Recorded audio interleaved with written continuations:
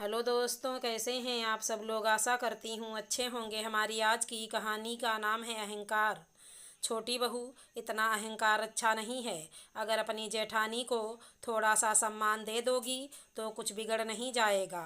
मौका पड़ने पर ये रुपया पैसा नहीं व्यवहार काम आता है। जब तब सुषमा जी मनीषा को समझाती रहती, लेकिन मनीषा के ऊपर इस बात का कोई फर्क नहीं पड़ता। उसे अपना बाहर जाकर कमाई करने और बड़े घर की बेटी होने का बहुत अहंकार था, और वो जेठानी रश्मि की गाहे बगाहे अवहेलना कर ही देती। सुषमा जी की बड़ी बहू रश्मि स्वभाव संस्कार से बहुत ही शीलवान, घर गृहस्थी की पूरी जिम्मेदारी अपने कंधों पर ओढ़े ससुर थे नहीं। इसीलिए दिव्यांश ने शादी के पहले ही कह दिया था कि इस संसार में मेरी माँ से बढ़कर कोई नहीं है मेरे लिए, क्योंकि मेरी माँ ने हम दोनों को अकेले ही माता पिता का प्यार देकर न जाने कितने संघर्षों से पाला पोसा है। आप विश्वास रखिए, आज से आपसे पहले वो मेरी माँ है। आपको जीवन में कभी भी शिकायत का मौका नहीं मिलेगा। और रश्मि ने अपने वचनों को अभी तक निभाया था। और छोटी बहू मनीषा स्वच्छंद विचारों की। विशाल ने अपने ऑफिस की ही मनीषा को अपनी पत्नी का प्रस्ताव जब घर वालों के सामने रखा तो किसी को कोई आपत्ति नजर नहीं आई, और मनीषा विशाल की पत्नी बनकर ससुराल आ गई। सुषमा जी बहुत खुश होती कि भले पति ने समय से पहले उसका साथ छोड़ दिया, लेकिन उसने अपना दायित्व भली भांति पूरा कर लिया। दोनों बच्चे ब्याह गए। अब सब लोग मिलजुल कर रहें, और चाहिए भी क्या। समय के साथ सुषमा जी के घुटनों में बहुत दर्द भी रहने लगा था। संघर्ष में व्यक्ति समय से पहले ही बूढ़ा हो जाता है।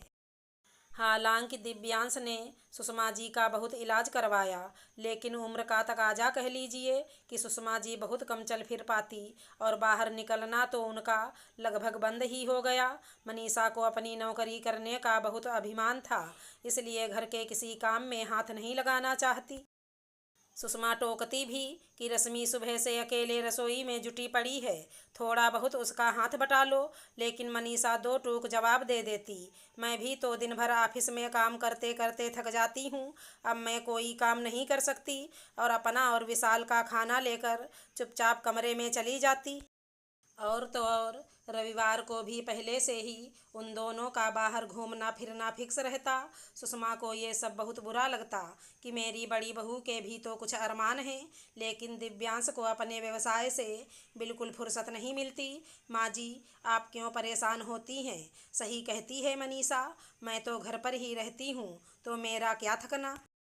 उसको तो सचमुच ऑफिस आने जाने में थकान हो जाती होगी। रश्मि नहीं चाहती थी कि उसकी वजह से घर में टकराव हो। बहुत भोली हो तुम रश्मि बेटा, तुम्हारे इसी भोलेपन का फ़ायदा उठा रही है मनीषा।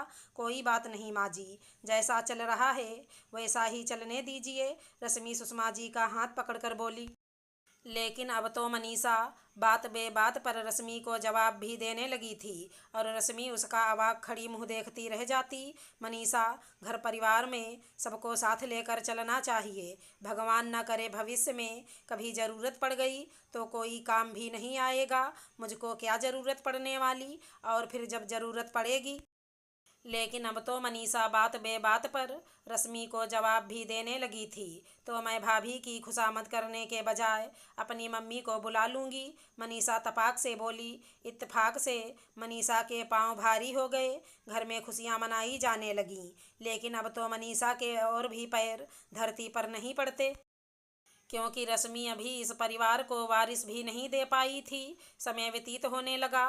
धीरे धीरे प्रसव का समय भी नज़दीक आ गया। मनीषा ने अपने कहे मुताबिक ज़रूरत पड़ने पर मायके से अपनी मम्मी को अपनी सेवा सत्कार के लिए बुला लिया। रश्मि को कोई दिक्कत नहीं हुई। कहते हैं कि ना, कि व्यक्ति का अहंकार टूटता अवश्य है। इधर प्रसव की तारीख और उधर विशाल का ऑफिस के बहुत ज़रूरी मीटिंग के लिए शहर से बाहर जाना, और उसी समय मनीषा की मम्मी को बहुत तेज़ फीवर चढ़ गया। अचानक रात में मनीषा के बहुत तेज़ दर्द उठा, और वो कराहती हुई सुषमा जी के पास आई। मम्मी जी, लगता है मुझको अभी अस्पताल जाना पड़ेगा।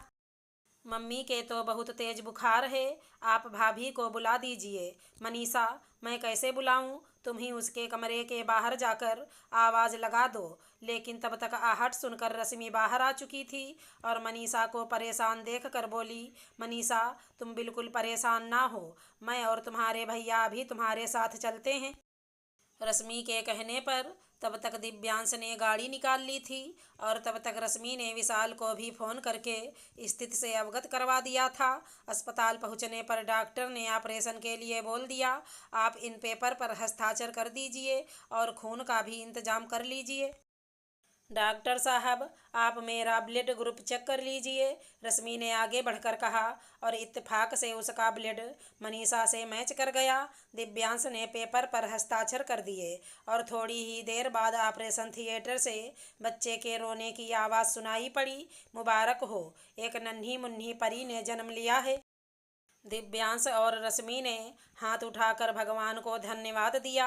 मनीषा को ऑपरेशन थिएटर से रूम में शिफ्ट कर दिया गया और होश आने पर मनीषा अपने व्यवहार पर बहुत शर्मिंदा थी। भाभी, मुझे माफ़ कर दीजिए, शायद भगवान ने जानबूझकर ये स्थिति उत्पन्न की थी क्योंकि मैं बहुत ज़्यादा अहंकारी हो गई थी।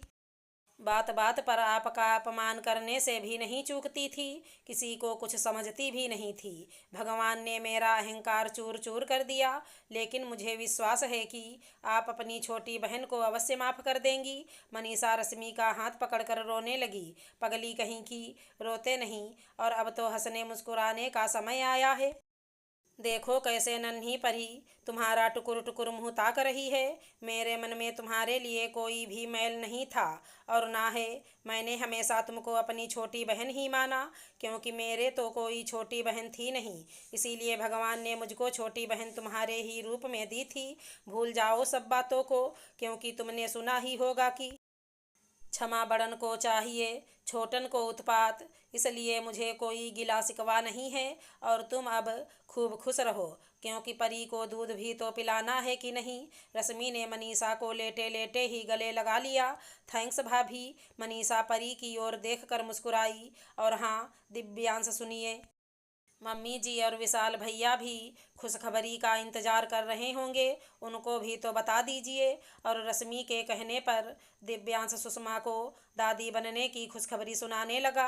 अगर हमारी कहानी पसंद आई हो तो चैनल को लाइक शेयर सब्सक्राइब करें। राधे राधे दोस्तों।